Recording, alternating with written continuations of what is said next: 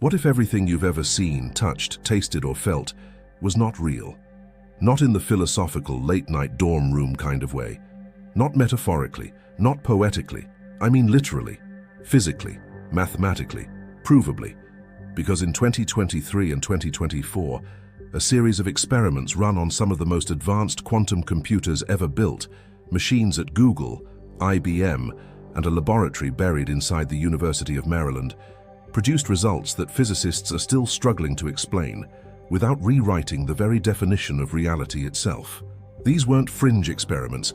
These weren't theoretical. They were peer-reviewed, replicated, and published in Nature, the most prestigious scientific journal on the planet.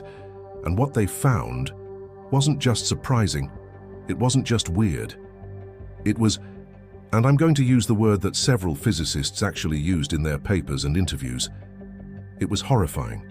Dr. Cheyenne Ghosh, a quantum physicist at the University of Waterloo, said in a 2024 interview, "The results force us to confront questions that science has avoided for 100 years.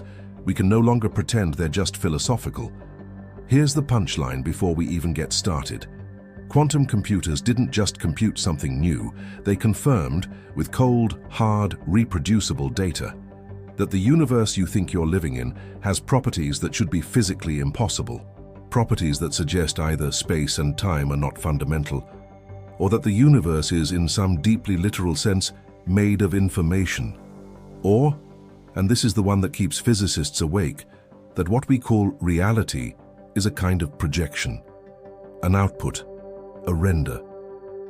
We are going to go deep today, very deep. This is a 230-minute journey, and I promise you, if you stay till the end, you will never look at a wall, a table, your own hand, the same way again.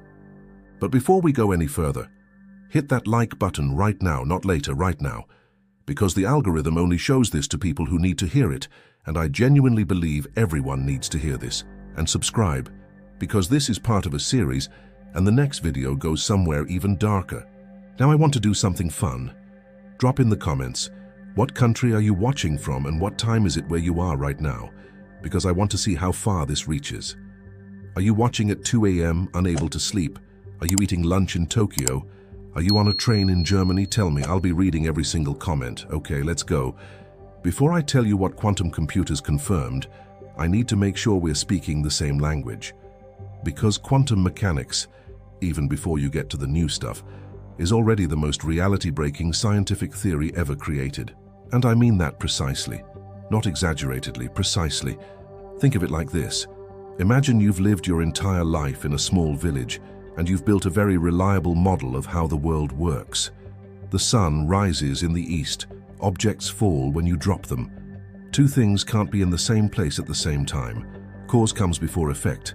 Quantum mechanics, discovered in the early 20th century by people like Niels Bohr, Werner Heisenberg, and Erwin Schrödinger, walked into that village and burned every single one of those rules to the ground. Let's start with the most basic quantum fact, the double-slit experiment. This experiment has been called the most beautiful experiment in physics. It has also been called the most disturbing. Here's how it works. You fire electrons, tiny subatomic particles, one at a time through a barrier that has two thin slits in it. On the other side is a detector screen. Now, if electrons were just tiny balls, like miniature bullets, you'd expect to see two lines on the screen, one for each slit. But that's not what happens. What you get is an interference pattern. Dozens of alternating light and dark bands, like you'd see if you'd sent water waves through the slits instead of particles. The electron is somehow going through both slits simultaneously, interfering with itself, behaving like a wave. Okay, so you say, fine, maybe electrons are waves. So scientists did something clever. They put a detector at the slits to watch which slit each electron goes through. And here's where it gets horrifying the first time. The moment you observe which slit the electron goes through, the interference pattern disappears. Gone. Instantly. The electron stops behaving like a wave and acts like a particle again. Two lines. Not dozens. The act of observation, of measurement, physically changes the behavior of reality. This isn't metaphor.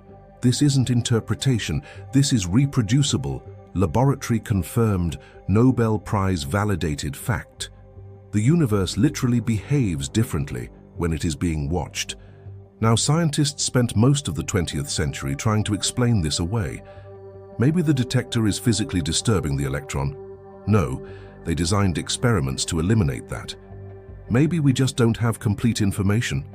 Maybe there are hidden variables, secret properties of the electron we can't see yet. In 1964, a physicist named John Stuart Bell had a stroke of genius. He derived what's now called Bell's theorem, a mathematical proof that if hidden variables existed, certain measurable correlations between particles would have to obey a strict mathematical limit. And then, in a series of experiments beginning in 1972, first by physicist John Clauser, then more decisively by Alain Aspect in 1982 in Paris, scientists tested Bell's theorem in the lab. The correlations violated Bell's limit, decisively, repeatedly. The violations were so clean that Alain Aspect, John Clauser, and Anton Zeilinger won the 2022 Nobel Prize in Physics for this work. The universe is not hiding secret classical variables. The weirdness is real. It's fundamental. It's baked into the fabric of existence. But here's where it gets even stranger. Because Bell's theorem and those experiments didn't just rule out hidden variables, they confirmed something called quantum entanglement. And entanglement is so bizarre that Einstein himself called it spooky action at a distance, and spent the last 20 years of his life trying to prove it couldn't be real. He was wrong. Think of it like this. Imagine you have a pair of magic gloves. You separate them into two boxes without looking inside, and you send one box to Tokyo and one to New York. The moment someone in Tokyo opens their box and sees a left glove, they instantly know the New York box contains a right glove. That's not weird. That's just correlation. You could explain that classically. Maybe the gloves were always left and right and you just didn't know. But quantum entanglement is different. The gloves, until you observe them, don't have a definite handedness at all. Both are simultaneously left and right in a superposition. And the moment you observe one, both instantly collapse into definite states, regardless of the distance between them. Not after a short delay. Instantly, faster than any signal could travel, even faster than light. Now you might be thinking, okay, this is weird physics stuff, but what does this have to do with quantum computers? What does it have to do with reality being horrifying? Stay with me, because everything I've just told you is the foundation. The quantum computers we're going to talk about in the next section used entanglement as a tool. And what they found with it shattered a concept that is so fundamental to how we think about reality, most physicists didn't even realize they were assuming it. They found that cause and effect, the most basic law of the universe, the idea that the past creates the future, can be violated. Before we get to the horror, we need to understand the instrument, because quantum computers are not just faster computers. Calling a quantum computer a faster computer is like calling a submarine a faster boat. They operate on completely different physical principles. A regular computer, the one in your phone, your laptop, processes information as bits. Each bit is either a 0 or a 1, off or on. The entire internet, every movie ever made, every financial transaction, every email, all of it is ultimately just enormous streams of zeros and ones. A quantum computer uses qubits, quantum bits, and a qubit, thanks to superposition, can be 0 and 1 simultaneously, until you measure it. Think of it like this. A regular bit is a light switch. It's either up or down. A qubit is a coin spinning in the air. While it's spinning, it's neither heads nor tails. It's both.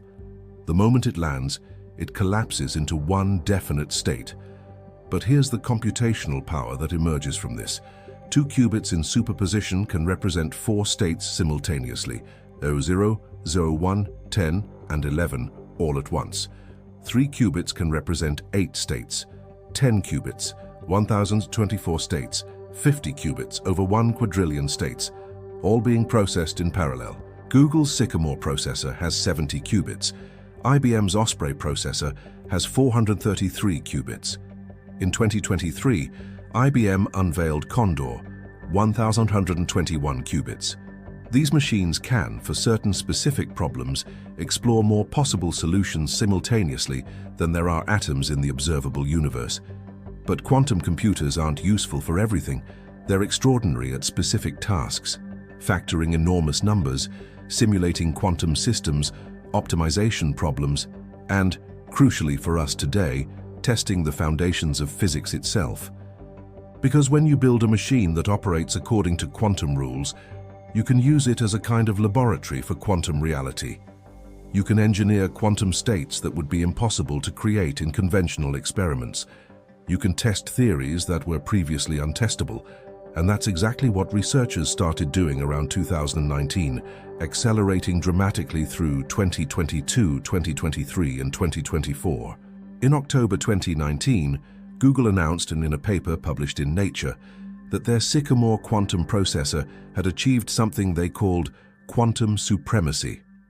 It performed a specific calculation in 200 seconds that they estimated would take the world's best classical supercomputer 10,000 years. IBM disputed the specifics. They claimed their Summit supercomputer could do it in 2.5 days, which is still vastly slower. And later research confirmed that quantum advantage in this domain was very real. But quantum supremacy, the raw computational benchmark, wasn't the interesting story. The interesting story was what scientists started doing once they had these machines in their hands. In 2022, a team of physicists led by Dr. Maria Spiropoulou at Caltech used Google's quantum processor to do something nobody had ever done before. They didn't use it to factor numbers or optimize routes. They used it to create, and here's where you need to pay close attention, they used it to create a toy model of a wormhole, and they sent information through it. I'll come back to that experiment in detail. But first, I need to tell you about something even more fundamental that came out of a different line of quantum computer experiments. Something that doesn't just challenge our model of space and time, it challenges the concept of causality itself. The idea that things happen in a definite order, that cause comes before effect. Because quantum computers have now confirmed experimentally that under certain conditions, causality doesn't. Okay, this is the first of what I'm calling the deep sections. These are the places where the science gets truly, genuinely, not just weird but reality rewriting strange. And I want you to stay with me, because this is the one that physicists find the most disturbing. The concept is called the quantum switch, or more formally, indefinite causal order. Here's what it means. In ordinary physics, in every physical theory ever created, from Newton to Einstein to standard quantum mechanics, events happen in a definite order. If I drop a glass, it falls, then it shatters. Cause, then effect. Even if relativity tells us that two observers might disagree about which of two distant events happened first, they always agree on causal relationships. If A causes B, every observer everywhere agrees that A came before B. This is called causal order, and it's so obviously true that it's never really been seriously questioned as a physical postulate. It's just assumed. It's embedded in the structure of every physical theory we have. In 2012, physicist Giulio Chiribella at the University of Hong Kong published a theoretical paper proposing something radical.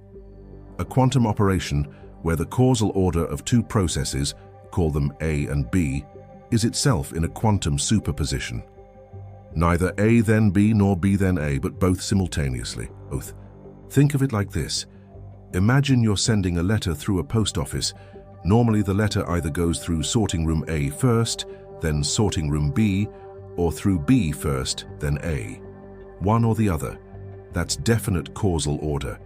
The quantum switch is like sending the letter through a post office where it goes through A then B and B then A at the same time, in superposition, with both causal orders existing simultaneously until someone checks. And crucially, this superposition of causal orders gives you capabilities that are provably impossible with any definite causal order. At first, this was theoretical, a mathematical curiosity. But then labs started building it. In 2015, a team in Vienna, led by physicist Czeslaw Bruckner at the Institute for Quantum Optics, implemented a photonic version of the quantum switch, using particles of light to demonstrate indefinite causal order in a real physical system. And it worked. The results were exactly as predicted. Causal order, the most basic logical structure of time and causality, was genuinely in superposition. But here's where quantum computers transformed this from an interesting optical experiment into something terrifying. In 2022 and 2023, multiple groups implemented quantum switches on actual quantum processors, including IBM's systems. And they showed something that goes even further. When you use a quantum switch, when you process information through a channel with indefinite causal order, you can communicate and compute in ways that are provably impossible with any definite causal order. You can, for instance, transmit information perfectly through a completely noisy information-destroying channel, something that standard quantum communication theory says should be impossible. The physics works, the math works, the experiments work. But the conceptual implication is hard to swallow. It means that causality, the sequence of cause and effect, is not a fundamental feature of the universe. It's emergent, it's approximate. At a deep enough level, the universe doesn't have a definite time ordering of events. Events can be causally superposed. Reality doesn't decide what happened in what order until something forces the issue. Dr. Časlav Bruckner has spoken about this extensively. He said in a 2023 interview that the quantum switch forces us to consider the possibility that causal structure, the very scaffolding of physics, is not something fixed in advance, but is itself subject to quantum uncertainty. Let me translate that into plain English. The universe does not have a fixed past. Not just that we don't know the past or that our records are incomplete, but that, at a fundamental level, the causal history of events, which thing led to which other thing, exists in superposition until it is pinned down by measurement. Now here's the cliffhanger I promised you. The causality experiments are horrifying. But they're not the most horrifying thing quantum computers have confirmed, because all of that is still, in some sense, happening within space and time. There are still particles, still distances, still positions in space. The next discovery we're going to talk about suggests that space itself, the very container that everything exists inside, might be an illusion, that it might be generated by something deeper, something that doesn't involve distance at all. And that something has a name. It's called entanglement entropy. And quantum computers have now mapped it, and what the map shows should terrify you.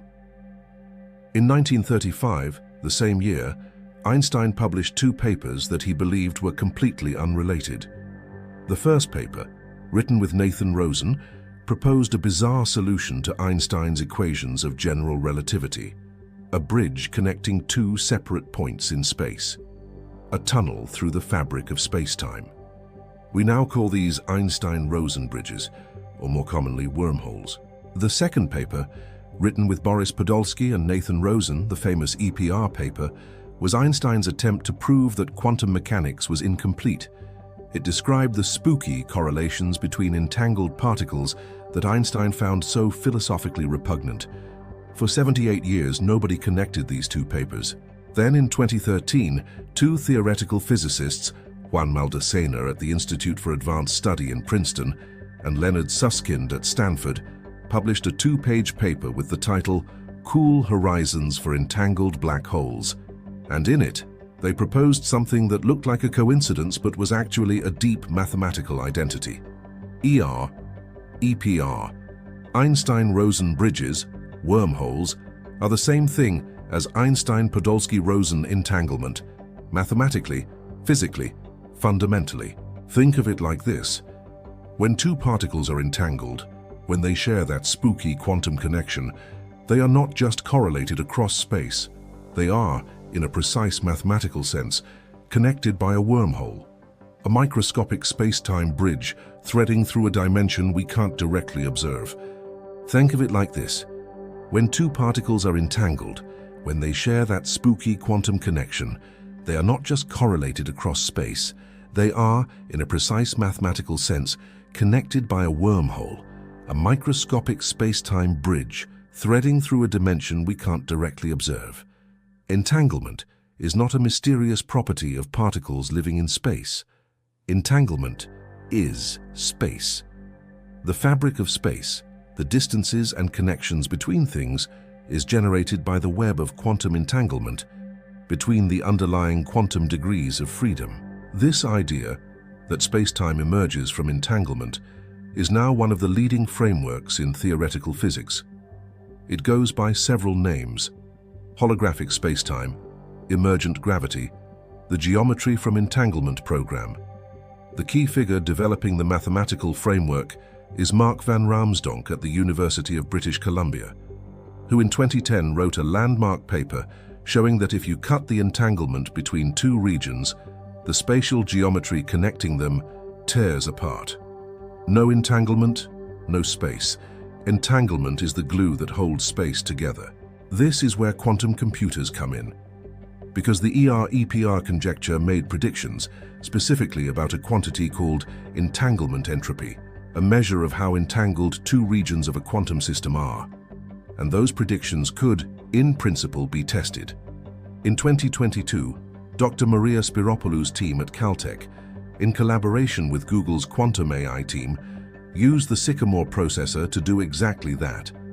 They engineered a specific quantum state on the processor, a state that, according to the mathematics of holography, should be equivalent to a wormhole connecting two small black holes, and they teleported quantum information through this state.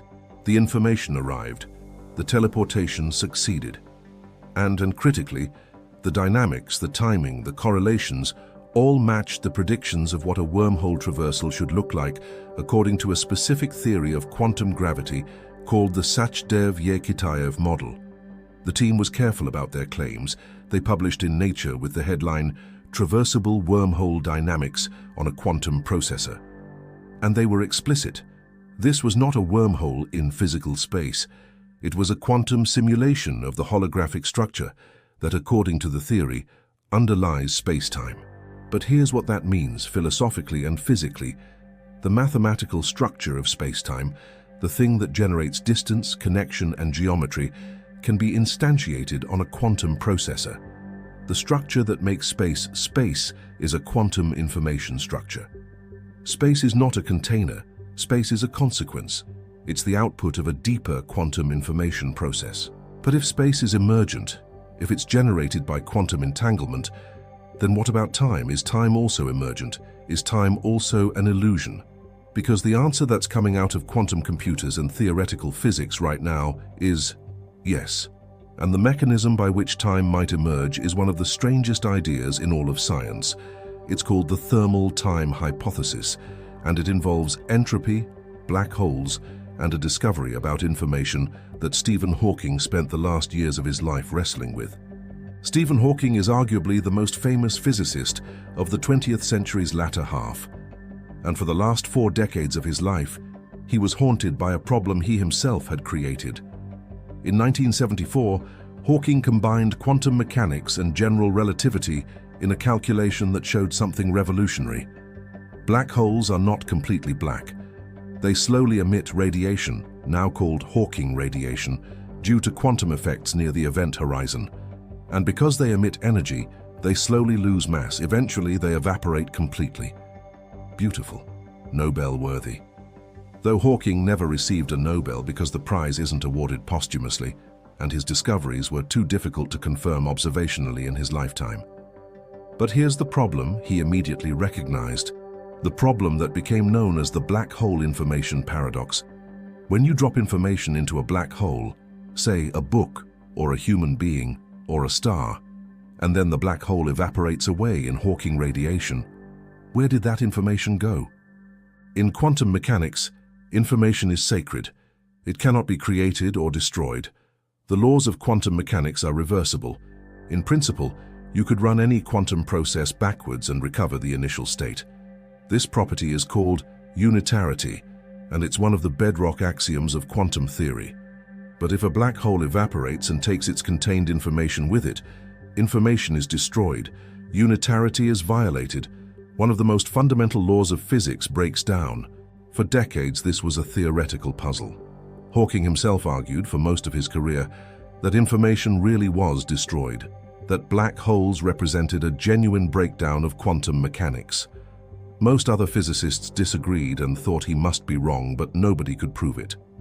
Then in 2019 and into the early 2020s, a sequence of theoretical breakthroughs changed everything. Physicists Ahmed Almhairi, Netta Engelhardt, Donald Marolf, and Henry Maxfield, the team is sometimes called the AMPS team, plus Engelhardt, discovered a formula for calculating the entropy of Hawking radiation that recovered unitarity. Information is not destroyed. It is encoded, incredibly scrambled, essentially impossible to decode in practice, in the Hawking radiation that escapes the black hole. Here's what makes this horrifying for our understanding of reality. The mathematical objects that made this resolution work, called quantum extremal surfaces and islands, exist in a region outside the black hole's interior. The interior of the black hole is encoded in degrees of freedom that are not inside the black hole. The interior is holographically encoded in the exterior. Think of it like this. Imagine you have a room that appears to be three-dimensional. It has length, width, and height, and things inside it have real interiors. But actually, all the information describing everything inside the room, every particle, every interaction, is encoded as a two-dimensional pattern on the walls. The interior doesn't independently exist. It's a holographic projection of the boundary. That's not just true for rooms in this thought experiment. According to the holographic principle, which these calculations strongly support, it's true for the entire universe. The holographic principle, first proposed by Gerard 't Hooft and Leonard Susskind in the 1990s, states that all the information needed to describe a volume of space is encoded on the boundary of that volume, with a density of 1 bit per Planck area, roughly 10⁻70 square meters. Our universe, if the holographic principle is correct, is a 3D projection of information encoded on a 2D surface. Like a hologram, where a flat piece of film contains all the information needed to generate a three-dimensional image. And quantum computers have now been used to test key predictions of this holographic framework, including the entanglement entropy calculations, and the results match. Now let me stop here and acknowledge something. You might be wondering, okay, this is all physics. Weird physics, terrifying physics, but physics. What does this have to do with me? How does this affect anything about my life? That's the right question, and we're going to answer it. But first, I need to tell you about one more physical discovery, one that came out of quantum computer experiments in 2023 and 2024, and that has implications so direct and personal that it shook me when I first understood it. It's about the nature of time, and specifically about why we experience time moving in one direction, past to future, when the fundamental laws of physics are perfectly symmetrical. They work equally well forwards and backwards. So why does time have an arrow? Quantum computers have an answer. And it involves the concept of quantum thermalization. And the answer is beautiful, and also horrifying. Here is one of the most profound mysteries in all of science, stated simply. The laws of physics, from Newton's mechanics to Maxwell's electromagnetism to Einstein's relativity to Schrödinger's quantum mechanics, are all time symmetric. Run them forward or backward, they work the same. A movie of two billiard balls colliding looks physically valid whether you play it forwards or backwards. But the experience of time is deeply asymmetric. You remember the past, not the future. You can break an egg, you cannot unbreak it. Stars burn hydrogen and produce helium. You never see helium spontaneously assembling into hydrogen and a star. The universe started in a low entropy state, the Big Bang, and entropy has been increasing ever since. Why? Why does time flow in one direction when the laws governing it are perfectly reversible? The classical answer involves thermodynamics, and the second law, entropy increases because there are vastly more high entropy states than low entropy states, so any random evolution tends toward disorder. That's statistically correct, but it doesn't explain why we started in a low entropy state. It doesn't explain the arrow's ultimate origin. The quantum answer, emerging from research that quantum computers have helped validate, is deeper and stranger. It's called quantum thermalization, and it involves a phenomenon called the eigenstate thermalization hypothesis, developed by physicist Mark Srednicki and Joshua Deutsch in the 1990s. and powerfully tested with quantum simulators and quantum computers in recent years. Here's the idea. In quantum mechanics, a closed system, one with no external interactions, evolves in a completely reversible, time-symmetric way. Nothing is lost. All information is preserved. Quantum mechanics is perfectly unitary. But here's the key. You, the observer, are not the whole system. You are a small subsystem within a vastly larger quantum universe. And when a small subsystem becomes entangled with its environment, as every physical object inevitably does, the information about the subsystem's initial state becomes encoded in an astronomically complex web of quantum entanglement across the entire environment. That information isn't gone. Unitarity says it can't be gone, but it becomes inaccessible, scrambled across so many degrees of freedom that no practical measurement could ever retrieve it. To you, the subsystem, the information looks irretrievably lost. Entropy has increased. The process is irreversible in practice. The arrow of time, the irreversible flow of past to future that defines your entire experience of existence, is not a fundamental law. It's a consequence of quantum information spreading, of entanglement propagating, of a small observer, you, losing access to information that has spread into the environment. Think of it like this. Imagine you write a secret message on a piece of paper, then tear it into 1,000,000 pieces, scatter them in the wind across an entire continent. The message still exists. In principle, you could track down every fragment and reassemble it. But practically it's gone. It's become part of the environment. That's what happens to quantum information as entropy increases. It doesn't vanish, it disperses. Quantum computers have given us the tools to watch this process in real time, to create isolated quantum systems, track their entanglement growth, and directly observe the emergence of thermalization from pure quantum evolution. In 2019, a collaboration between researchers at Harvard, MIT, and Google published results in Nature showing exactly this process on a 51-qubit quantum simulator, watching qubit by qubit as quantum information spread and thermalization emerged from purely quantum dynamics. But here's the profound implication for your experience of reality. Your sense of time, the feeling of the present moment moving forward, of yesterday being gone and tomorrow being coming, is a consequence of your information horizon. It's a consequence of the fact that you are a finite, limited system embedded in an infinite quantum environment, and your access to information about the world is perpetually shrinking as that information spreads. You do not experience time because time flows. You experience time because information flows, outward, diffusing, entangling, spreading. The present moment is the surface of your information horizon. The past is where information has spread beyond your reach. The future is where information hasn't yet touched you. Now, we've now covered something truly profound, but I want to push deeper into something even more personal. We've talked about space emerging from entanglement. We've talked about time emerging from information spreading. Now I want to ask, what about you? What about the thing that calls itself I? What about consciousness? The experience of being a subject, a self, an observer. Because the most radical interpretation of quantum mechanics, and the one that quantum computers are increasingly being used to investigate, suggests that consciousness is not separate from the quantum measurement process. It might be the quantum measurement process, and that connection has implications that are genuinely, profoundly life-altering. Let me ask you something directly. Right now, as you're watching this, there is an experience happening. There's a sense of being here, of seeing and hearing, of thoughts arising. There's something it's like to be you, right now, in this moment. Where does that come from? Not as a philosophical question and as a scientific one.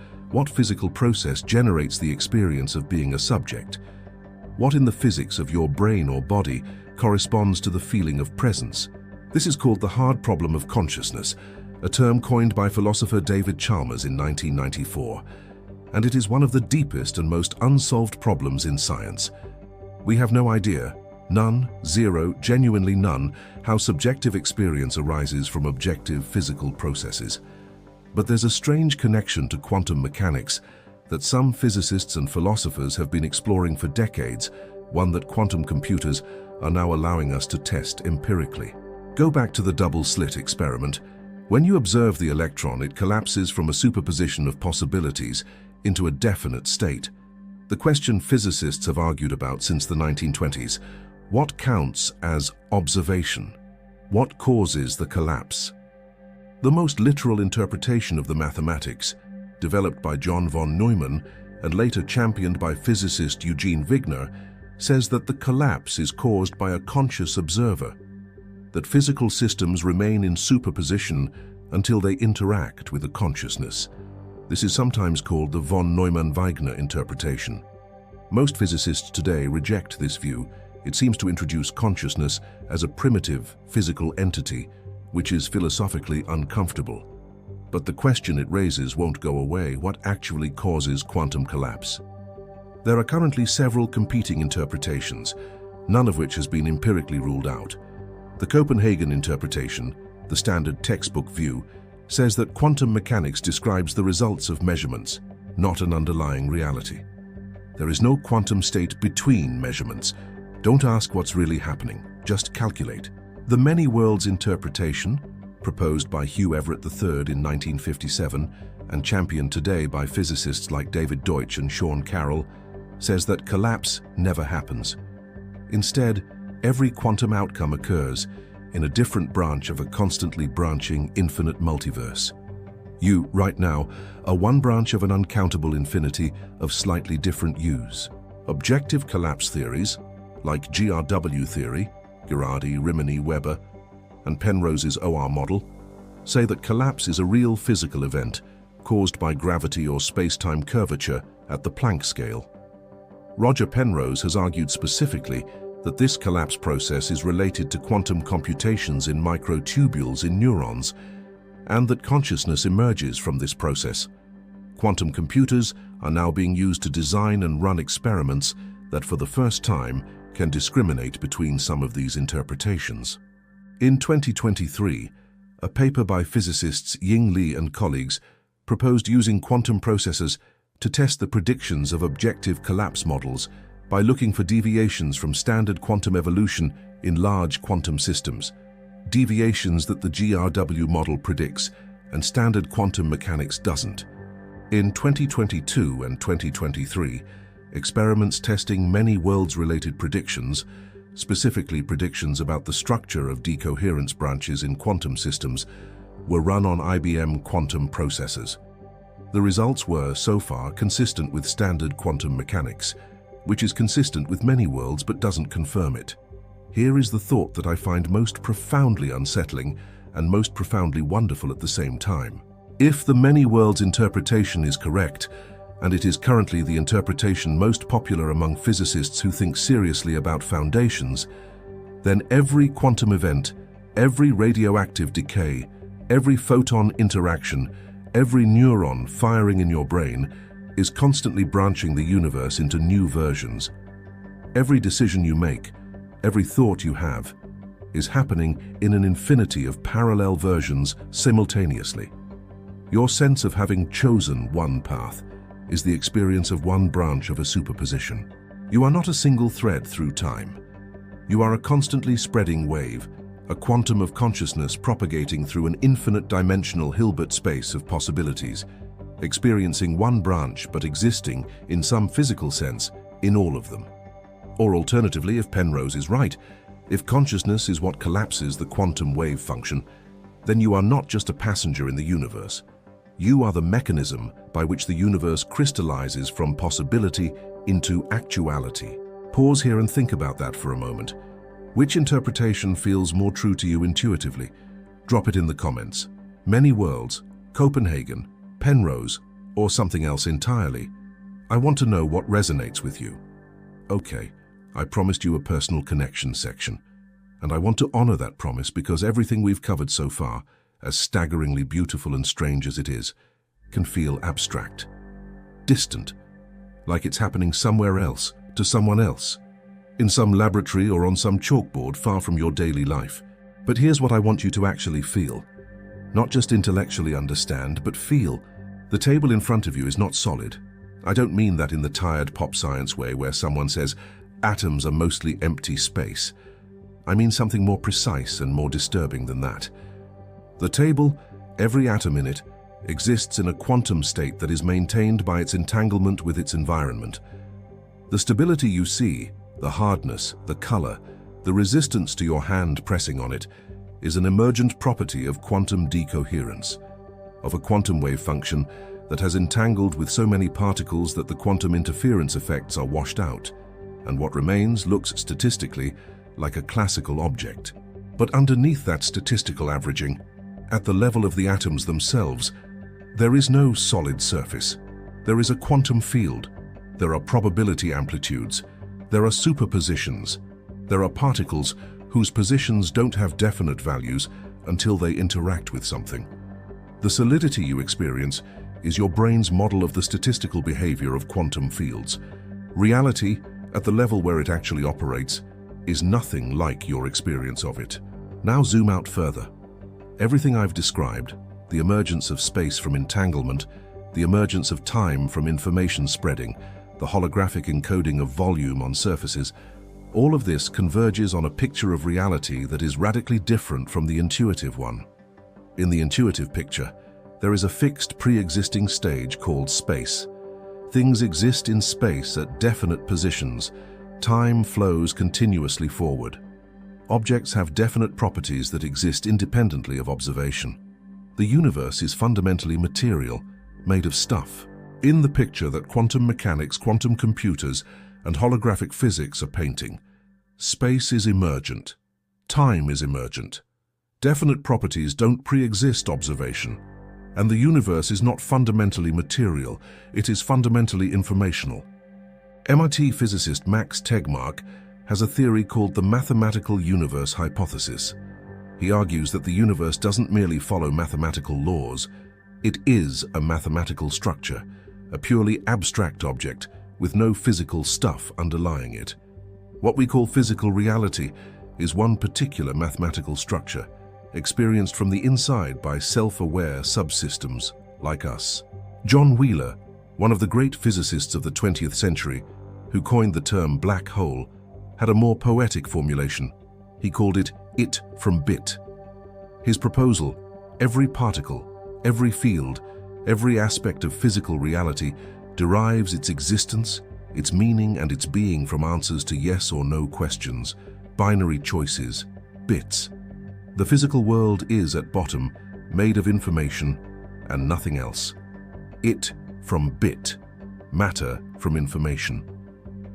Now here is the personal connection I want you to hold. If the universe is fundamentally informational, if space, time, matter, and causality are all emergent properties of a deeper quantum information structure, then what are you? You are a pattern of information, a self-referential, self-modeling, incredibly complex quantum information structure that has evolved the ability to process information about the universe it's embedded in. Your thoughts are information processing. Your memories are information storage. Your choices are information generation. And here's the empowering part.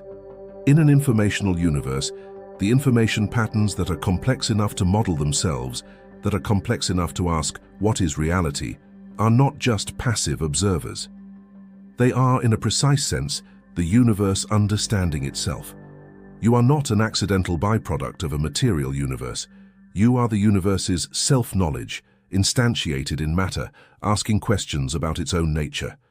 We need to address the elephant in the room.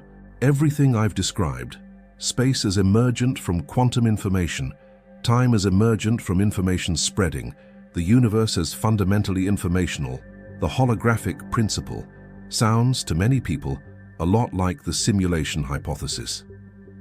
The idea, popularized by philosopher Nick Bostrom and Elon Musk, that our universe might be a computer simulation run by some advanced civilization.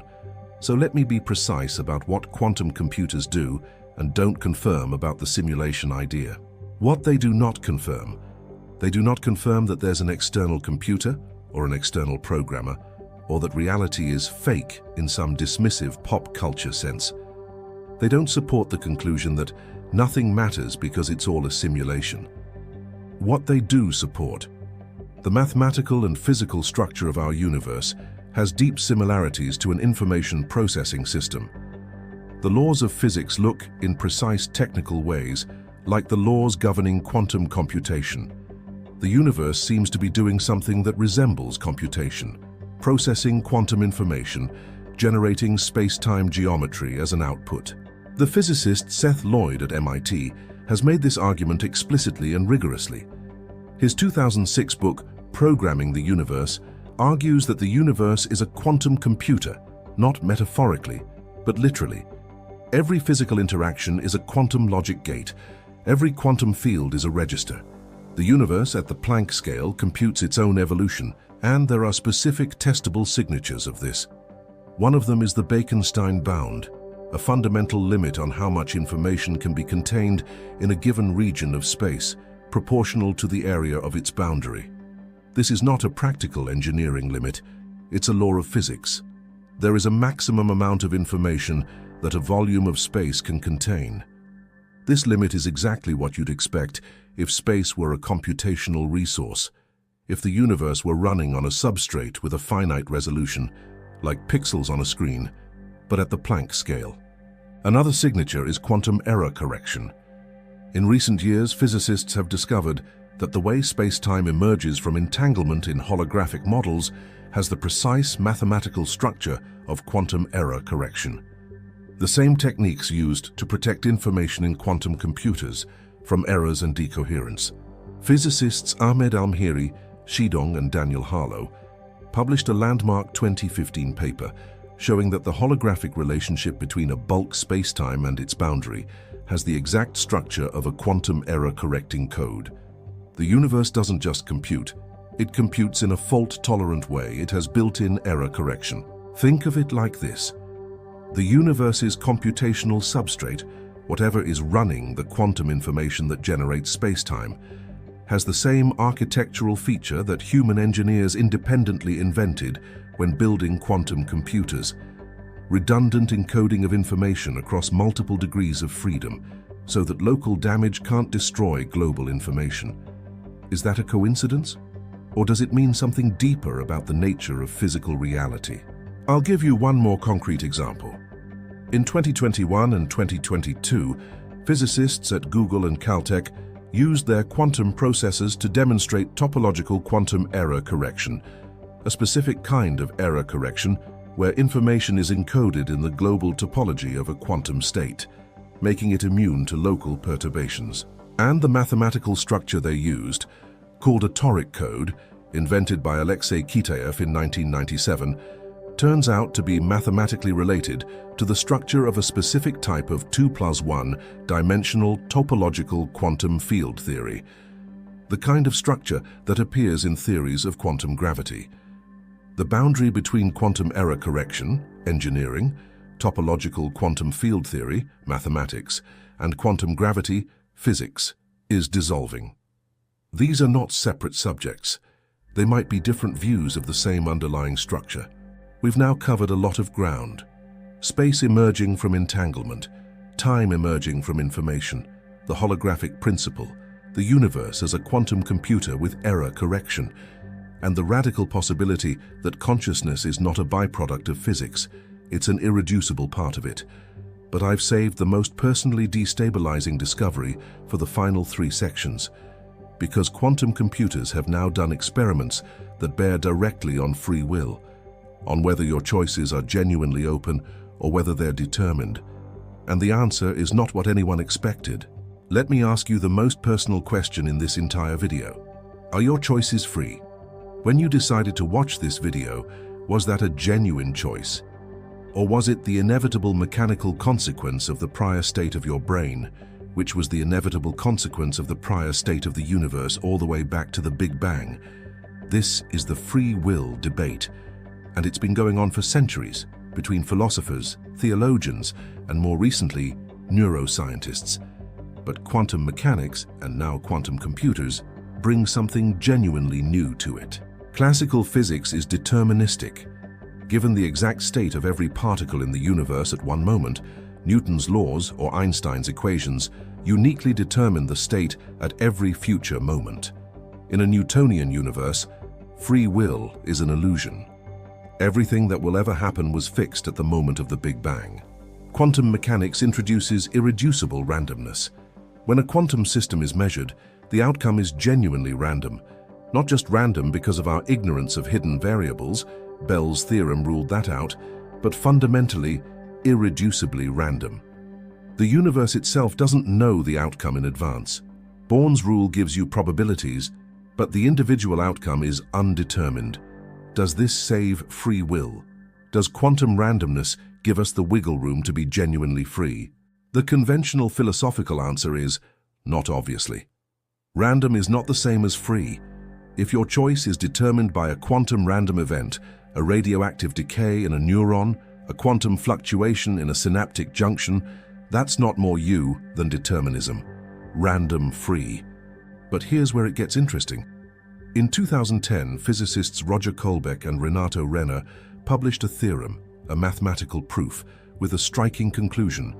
If quantum mechanics is correct, and if you have any freedom at all, even the tiniest, most minimal amount of genuine freedom, then the outcomes of quantum measurements are maximally random.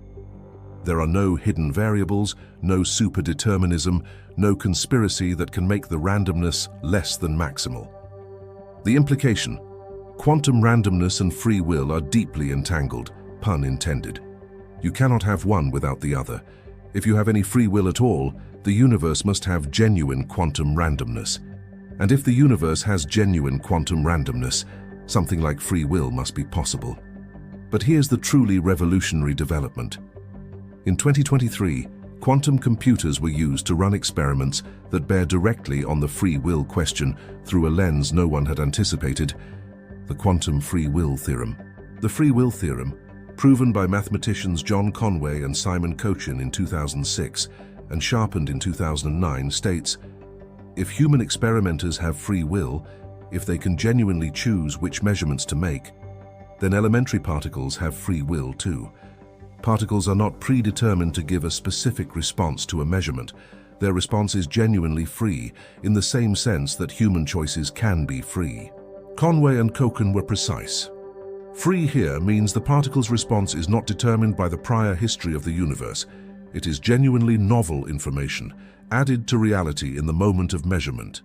Quantum computers have now been used to perform Bell-type experiments with unprecedented loophole-free precision, including the landmark 2022 Big Bell test, where over 100,000 human participants freely chose measurement settings in real time, and the results continue to violate Bell's inequalities, confirming that locality and realism are both violated, and that the correlations cannot be explained by any predetermined hidden strategy. What does this mean for your daily life?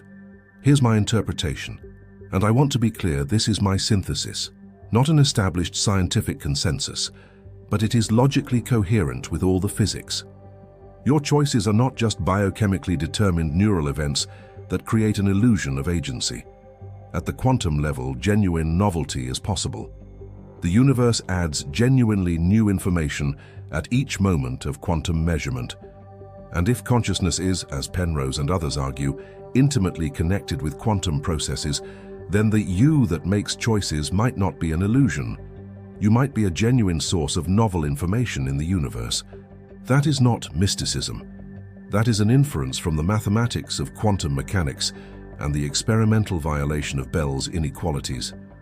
I want to return to many worlds because quantum computers have done something remarkable here. They've started to give us tools to reason concretely about the multiverse, not as speculation but as physics. The many worlds interpretation, remember, says that every quantum measurement doesn't collapse the wave function. Instead, the universe splits. All outcomes occur. In one branch, the electron went up. In another, it went down. And both branches are equally real, continuing to evolve, never interacting again due to decoherence.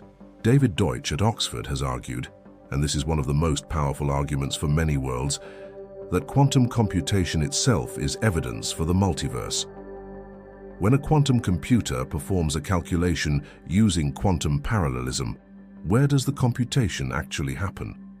The answer in the many worlds view is that it happens in parallel across a vast number of branches. The quantum computer borrows computational resources from parallel universes. This is not hand-waving. Deutsch has made this precise. A single quantum computer running Shor's algorithm to factor a 2000-bit number is performing a computation that, if done classically, would require more computational steps than there are atoms in the observable universe. Where is all that computation happening? The many worlds interpretation has a natural answer. Classical interpretations do not. Now, quantum computers have recently done something that makes the multiverse question even more concrete. They've started probing the structure of decoherence, the process by which quantum superpositions become classical at a level of detail never possible before. In 2023, Google's team published results showing that they could control and monitor the decoherence process in a 70-qubit system in real time, watching as quantum superpositions spread into entanglement with the environment, tracking the growth of what many worlds theorists call the branching structure. They cannot directly observe the other branches. By definition, decoherence makes them inaccessible. But they can observe the process by which branches become inaccessible, with a precision and detail that is genuinely new. Here is the profound personal implication of many worlds, stated as directly as I can. If many worlds is correct, then every version of you that could exist in a quantum sense does exist. Every quantum event that could have gone differently, and that would have led to a different version of your life, did go differently in a parallel branch. The version of you that got in that car accident, the version that didn't. The version that said yes, the version that said no. Every fork in the quantum road leads to a real branch. The you that is here right now watching this video is one branch among an uncountable infinity of yous, all real, all existing, all experiencing their version of this moment. Does that comfort you? Disturb you? Both? Physicist Sean Carroll, who has written extensively on many worlds, describes it this way: we shouldn't be distressed by the many worlds view, we should be humbled and awed by it. It says that everything that can happen does happen. The universe is vastly larger than we imagined, and we are one small expression of its totality. There is also a stranger possibility, one being actively explored theoretically. If the universe is holographic, and space and time are emergent, and quantum computation is the fundamental process, then the different branches in many worlds might not be separate spatial realms at all. They might be different computational threads in a single vast quantum system. The multiverse might not be made of separate spaces stacked on top of each other.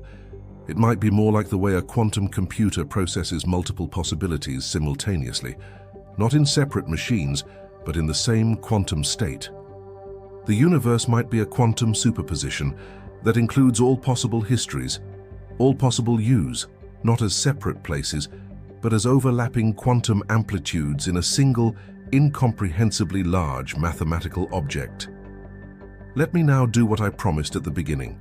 Pull all of this together into a synthesis, because individually each piece of this story is astonishing, but together, assembled into a single coherent picture, the implications are vertigo-inducing.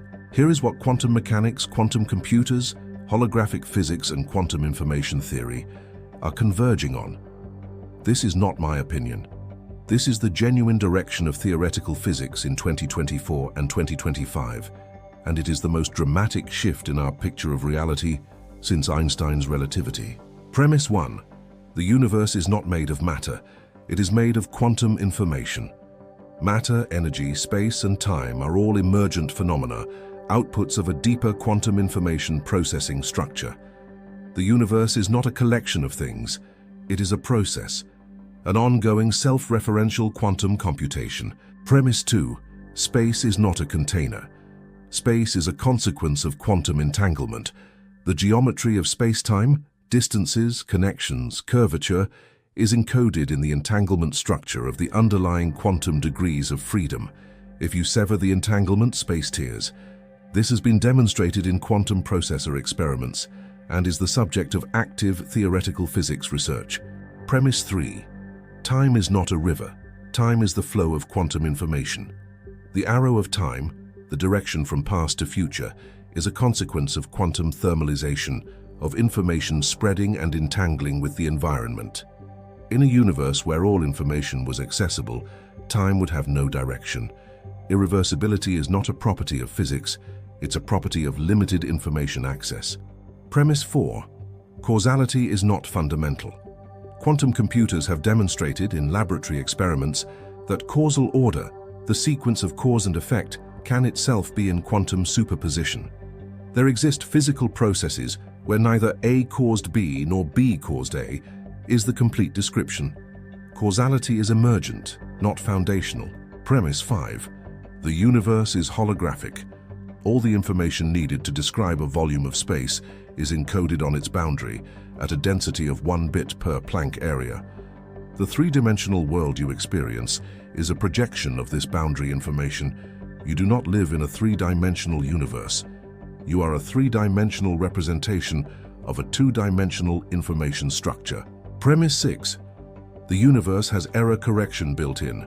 The structure of how space-time emerges from entanglement has the precise mathematical form of a quantum error-correcting code. The universe is not just computing, it's computing in a way designed to be robust against perturbation and information loss. Now put these 6 premises together and ask, what picture of reality do they paint? They paint a picture where the deepest level of reality is a quantum information structure, dimensionless, timeless, spaceless, that generates space, time, matter, and causality as emergent phenomena. A structure where you, a self-aware information processing subsystem, are not incidental to the universe, but are the universe's method of processing information about itself. John Wheeler's famous phrase was, "the observer participancy of the universe." He believed, based on decades of thinking about quantum mechanics, that the universe is not a place where things happen. It is a self-participatory loop, a system that, through the act of observation and measurement, bootstraps its own existence into being.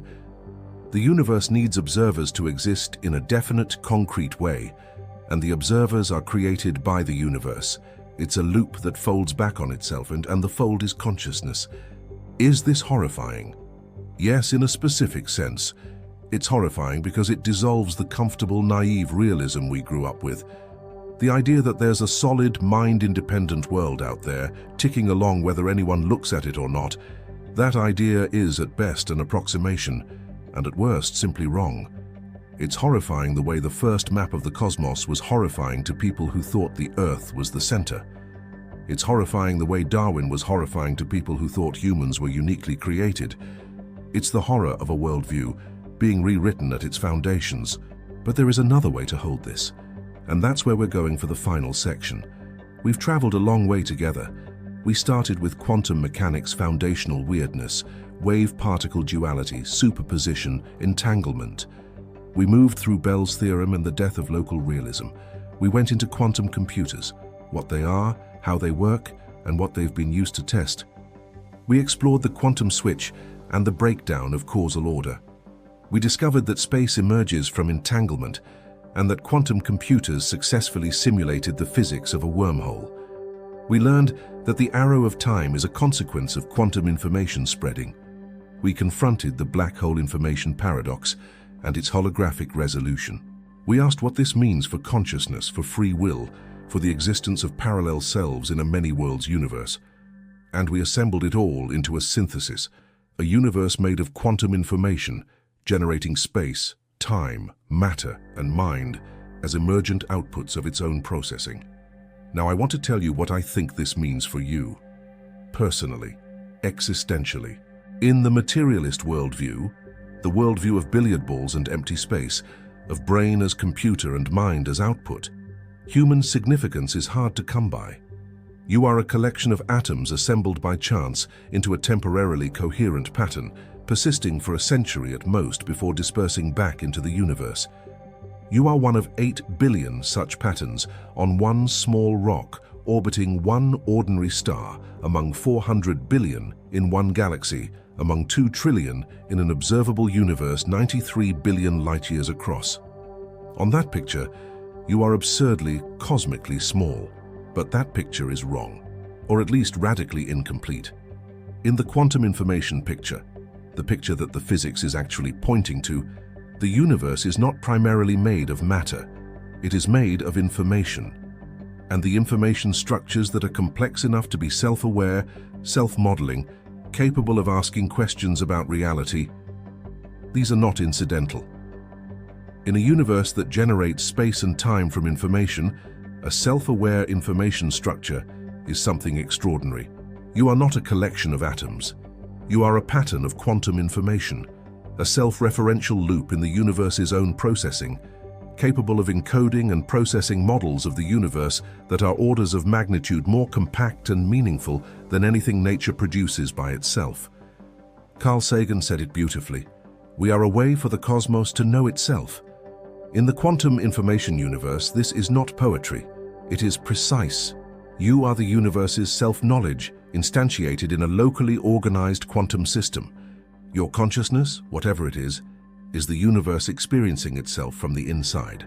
And if Wheeler is right, if observation and participation are fundamental to the universe's own existence, then you are not just experiencing the universe. You are, in some deep and non-trivial sense, participating in its creation. The universe's wave function collapses, becomes definite, becomes real, through the act of being observed. And you are an observer. Let me give you something concrete to carry with you. 3 things. First, the fact that reality is stranger than we imagined is not a reason for nihilism. It's a reason for wonder. Every generation of science has expanded what we know reality is, and every expansion has revealed more beauty, not less. The quantum universe is incomprehensibly more rich, more interconnected, more subtle than the billiard ball universe. You live in something vastly more extraordinary than your intuitions suggest. Second, the dissolving of the boundaries between observer and observed, between mind and matter, between information and physical reality. These point to an interconnectedness that was always there, always operating, but invisible from the classical perspective. Every interaction you have with the world is a quantum measurement. You are not separate from what you observe. You are entangled with it. Third, if the universe is fundamentally a quantum information process, then complexity, consciousness, and meaning are not accidents in a meaningless mechanical universe. They are what the universe produces when its information processing reaches sufficient depth. You are not an accident. You are what the universe does when it becomes sophisticated enough to fold back on itself and ask questions.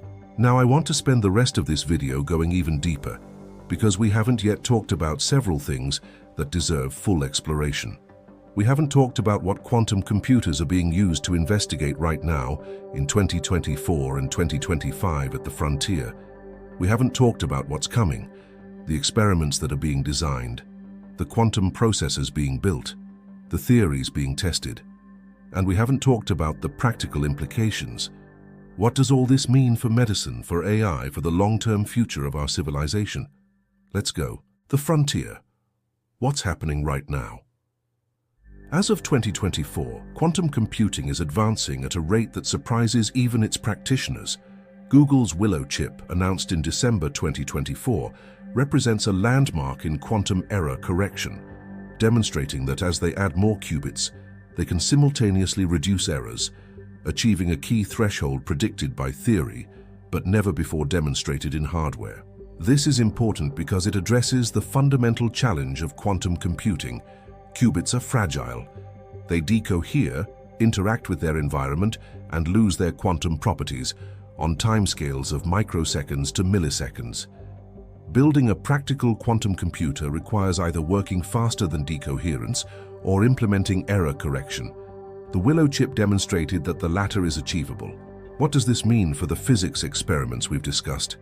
It means that the quantum simulations of wormholes, the tests of holographic entropy, the investigations of causal order, the probes of quantum thermalization, all of these will become more precise, more powerful, more definitive. The experiments that currently give us hints and strong suggestions will become experiments that give us certainties. In 2024 and 2025, several research groups are pushing forward on specific fronts.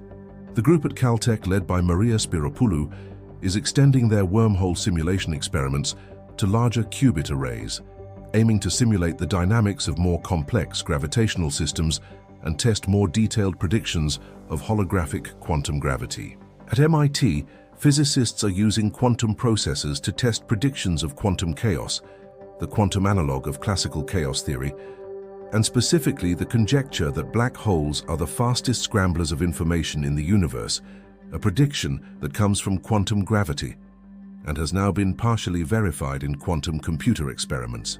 In Europe, several groups are advancing quantum simulation of lattice gauge theories, the quantum field theories that describe fundamental particles and forces. These simulations, run on quantum processors, allow physicists to probe questions about the early universe, the quark-gluon plasma, and the nature of the quantum vacuum at a level of detail impossible with classical computers. The deeper question: is physics complete? Here's something that I think doesn't get enough attention in popular science. The Standard Model of particle physics is arguably the most successful scientific theory ever created. It has made predictions confirmed to 11 decimal places. It correctly describes every experiment in particle physics ever run. It is almost certainly correct, and yet it is deeply, profoundly, obviously incomplete. It cannot account for gravity. It has no explanation for dark matter, the invisible stuff that comprises 27% of the universe's energy budget. It has no explanation for dark energy, the mysterious 68% of the universe driving its accelerating expansion. It cannot explain the matter-antimatter asymmetry, why after the Big Bang, matter slightly dominated antimatter and the universe didn't annihilate itself. It cannot explain why there are 3 generations of fermions, why the fundamental constants have the values they do, why space-time is 4-dimensional. These aren't minor gaps. They represent the 95% of the universe's content, dark matter and dark energy, that the Standard Model literally cannot describe. We live in a universe that is 95% invisible to our best physics. And this is where quantum computers, quantum information theory, and the holographic principle offer not just philosophical insight, but a genuine scientific program. Because if space-time and gravity emerge from quantum entanglement, then the quantum gravity theory we're missing might not be found by adding more particles or more forces to the Standard Model. It might be found by going deeper to the quantum information substrate from which the Standard Model itself emerges. This is the program of research sometimes called it from qubit, a direct descendant of Wheeler's it from bit. The idea that quantum bits are more fundamental than space-time, particles, or fields. That the right starting point for a complete theory of physics is quantum information, not matter. Practical implications: medicine, AI, and civilization. I've been talking primarily about the philosophical and cosmological implications of quantum computing discoveries, but there are also practical implications that will affect your life, possibly within your lifetime. Medicine. Quantum computers will eventually be able to simulate the quantum chemistry of biological molecules with full accuracy, something classical computers cannot do for any molecule of significant complexity. This means drug discovery will be transformed. Currently, developing a new drug takes an average of 12 to 15 years and over $1 billion, largely because we cannot computationally predict how a molecule will interact with its biological environment. Quantum computers will eventually make this tractable. Diseases that are currently incurable, not because we lack the will to treat them, but because we lack the computational tools to design the right molecules, will become treatable. Materials science. Quantum chemistry simulations will also transform materials development. Room temperature superconductors, materials that conduct electricity with zero resistance at room temperature, have been theoretically predicted to be possible, but are extraordinarily difficult to design because their quantum mechanics is too complex to simulate classically. Quantum computers will crack this problem, potentially delivering a revolution in energy transmission, storage, and generation. Climate. High-temperature superconductors could transform the energy grid, eliminating transmission losses. Quantum-optimized nitrogen fixation could dramatically reduce the energy cost of fertilizer production, which currently accounts for roughly 2% of global energy consumption. Quantum simulations of photosynthesis, the most efficient light harvesting process we know of, could inspire artificial photovoltaics far more efficient than anything we currently have. Cryptography. This one cuts both ways and it's urgent. Shor's algorithm, a quantum algorithm developed by Peter Shor at MIT in 1994, can break RSA encryption and most public key cryptography currently protecting the internet once a sufficiently large quantum computer exists. This means that all current encrypted communications, all financial systems, all secure internet infrastructure is in principle vulnerable to a future quantum computer. The response to this is called post-quantum cryptography, new cryptographic systems based on mathematical problems that quantum computers cannot efficiently solve. In 2024, NIST, the US National Institute of Standards and Technology, finalized the first post-quantum cryptographic standards. The migration to these standards is happening now and will continue over the next decade. If you're in any field that deals with sensitive data on long timescales, this is something you should be aware of. Artificial intelligence. The relationship between quantum computing and AI is complex and often overhyped. Quantum computers are not going to make AI smarter in a simple, direct way, but there are specific quantum algorithms, quantum principal component analysis, quantum support vector machines, quantum neural network training that could accelerate certain aspects of machine learning, particularly for problems involving high-dimensional quantum data. More interestingly, the theoretical connections between quantum information, thermodynamics, and learning theory are deep and not fully understood. The same entropy measures that appear in quantum physics appear in machine learning. There are researchers exploring the idea that artificial neural networks and quantum systems obey similar scaling laws, and that understanding the quantum information perspective on learning might reveal new approaches to building more powerful AI. The long view. What are we building toward? Let me zoom out to the longest timescale.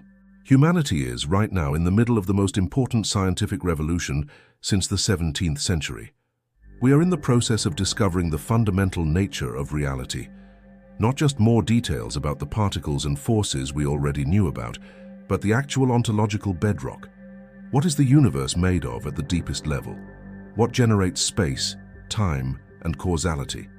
And the answer coming into focus, quantum information, holography, emergent space-time, is not just intellectually extraordinary, it has implications for everything.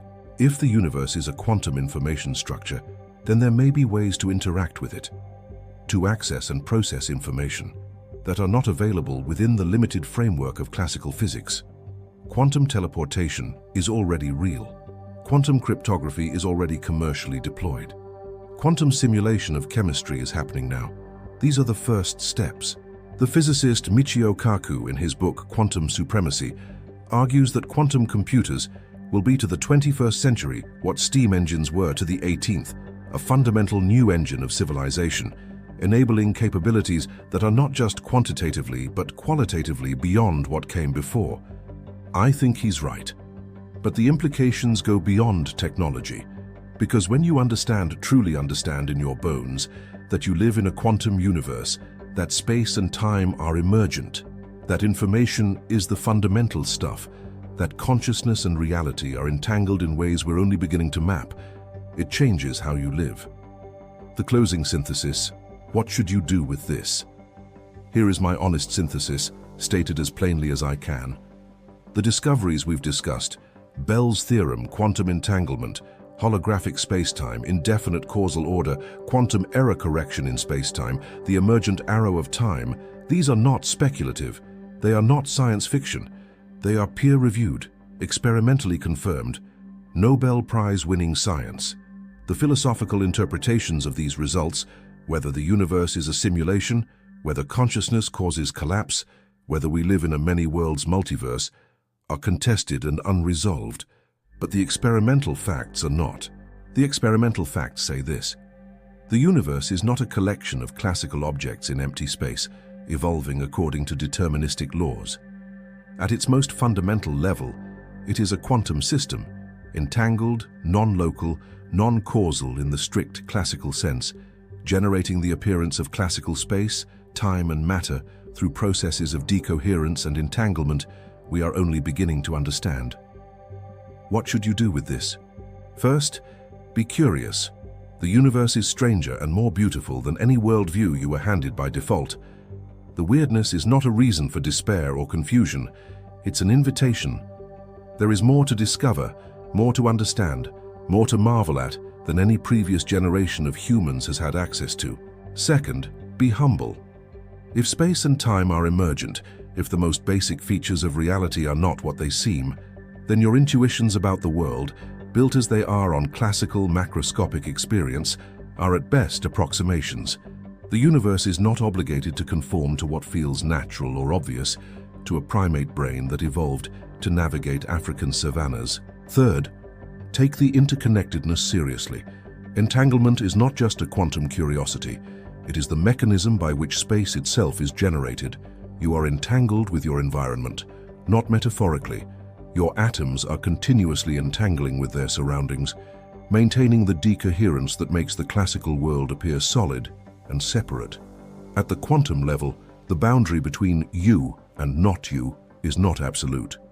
It is a function of coarse graining, of the scale at which you choose to describe the system. Fourth, and this one I want to sit with, you are made of stardust, yes. That old Carl Sagan line, which is true and beautiful, but you are also made of quantum information that has been processing itself for 13.8 billion years. The atoms in your body were forged in stellar interiors and distributed across the galaxy by supernova explosions. But the quantum information structure, the pattern that makes you you, that generates your consciousness, your self-model, your ability to ask why, that is the universe's most extraordinary product. In 13.8 billion years of quantum computation, you are what emerged. And now you are using the universe's own self-modeling capacity to ask questions about the universe's own nature. That is, as Wheeler would say, the participatory loop closing on itself. The universe, through you, understanding what it is. The specific horror, revisited. I called this video "Quantum Computers Just Confirmed Something Horrifying About Reality." Let me say precisely what the horror is, now that we have the full context. The horror is not that reality is fake. It's not that nothing matters. It's not that you're in a simulation run by someone who doesn't care about you. The horror, and I use that word advisedly in the aesthetic sense, the sense of profound vertigo at confronting something vast, is this. Space does not exist independently. Time does not flow independently. Cause and effect are not fundamental. The solid world you experience is a consensus hallucination maintained by the decoherence of entangled quantum states. The you that experiences all of this is a quantum information pattern whose boundaries are not absolute. And the reality you thought you were observing is, at least in part, generated by the process of observation itself. That is horrifying if you value certainty. If you thought that science was leading you toward a final, solid, ultimate picture of a hard, real, external world that exists exactly as it appears. But I want to offer you a reframe. What if the horror is also liberation? Liberation from the idea that the universe is a cold, indifferent mechanism. Liberation from the illusion that you are a separate, isolated thing in empty space. Liberation from the tyranny of a fixed, predetermined timeline in which your choices don't matter. Liberation even from the assumption that consciousness is a late, accidental, unimportant addition to an otherwise unconscious physical universe. The universe that quantum computers are revealing is not less real than the Newtonian one. It is more real, more deeply, strangely, beautifully real. It is a universe in which information is fundamental, in which entanglement connects all things, in which the very geometry of space arises from quantum relationships, in which conscious observers are not spectators, but participants. The scientists who are living with this. I want to close with 3 quotations from scientists who have spent their lives at the frontier of this research. Not because scientists have special wisdom about meaning, they don't, but because they have spent the most time staring directly at what quantum computers and quantum physics are saying, and their reactions to it are instructive. Nima Arkani Hamed, a physicist at the Institute for Advanced Study in Princeton, who has done foundational work on space-time emergence and amplitude-hedron theory, said in a 2016 lecture, "Space and time are doomed." I don't mean doomed in a bad way. I mean that they are going to be superseded by something more fundamental. The next revolution in physics will not discover new particles in space-time.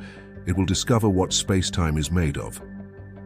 Leonard Susskind at Stanford, who co-developed the ER-EPR conjecture, has said, "The universe is telling us, in as clear terms as physics is capable of, that entanglement and geometry are the same thing, that the connections between things and the structure of space are one and the same. This is the most surprising thing I have encountered in 50 years of physics." And Anton Zeilinger, who won the 2022 Nobel Prize for his lifetime of experimental work on quantum entanglement, said in his Nobel lecture, "The most important message from quantum mechanics is that we have to let go of the concept of an observer-independent reality. Reality in the deepest sense is relational. It is defined by interactions, not by properties. And the most profound interaction of all is the act of observation, of a quantum system becoming known." Final thoughts. You are part of this story. We are living at the hinge of history, not in the hyperbolic sense that every generation tends to believe about itself, in the specific, precise sense that we are the first generation of humans to have the experimental tools, quantum processors, precision entanglement, Bell test closings, to directly probe the foundations of reality, to test theories about space, time, causality, and information at a level that was purely theoretical for the previous century. The results of these tests are pouring in. The picture they are painting is radical, coherent, and convergent. Multiple independent lines of research, holographic spacetime, quantum error correction in gravity, indefinite causal order, quantum thermalization, the information paradox resolution, are all pointing in the same direction. And the direction is, the universe is an information structure. Space, time, matter, and causality are all emergent. Consciousness is not incidental. And you, right here, right now, are a self-aware piece of that information structure, asking the most important questions it knows how to ask. There is a tradition in cosmology and physics of what's sometimes called the cosmic perspective, stepping back from the human-scale world and seeing your place in the larger universe. Carl Sagan championed it. Neil deGrasse Tyson talks about it. The usual version of this perspective is humbling, but slightly deflating. You are small, you are brief, you are one of billions of similar beings on one of billions of similar planets. The quantum perspective is different. It's also humbling, but it's not deflating, because in the quantum universe, you are not just a small, brief blob of matter in empty space. You are a self-organizing quantum information pattern that has folded back on itself with enough complexity to model the universe that produced it. You are a place where the universe's information structure has achieved self-reference. You are the universe asking, "What am I?" and being just barely sophisticated enough to start getting answers. That is not small. That is not incidental. That is the most extraordinary thing in the known universe. If this video reached you, if even one idea in it shifted something in how you see reality, please share it. Not for the algorithm, though that helps too, but because this is knowledge that deserves to spread. These ideas are too important to stay in physics papers and university lectures. Leave a comment telling me, what was the single most mind-bending moment for you?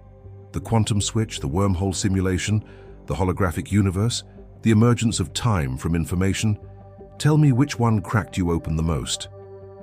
And if you want to go deeper, if you want the next level, subscribe and turn on notifications, because the next video in this series goes into something even more fundamental. The question of whether the laws of physics themselves could have been different, whether mathematics is discovered or invented, whether there is a reason for the universe's specific quantum properties, or whether it's all contingent, and what quantum computers are telling us about that question. Again, tell me where you're watching from and what time it is there. I want to see the world this reaches. Let me leave you with one final thought. In quantum mechanics, a particle doesn't have a definite position until it is observed. Before observation, it exists as a cloud of probabilities, a superposition of all the places it could be.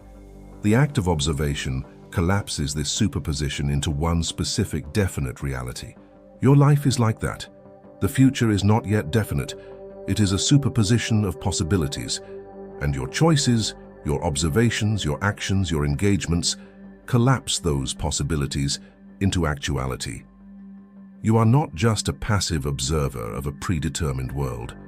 In the most literal quantum mechanical sense, you are a participant in the creation of what is real. So observe carefully, choose deliberately, ask the questions that only you can ask. The universe, as John Wheeler said, is participatory, and you are one of the participants.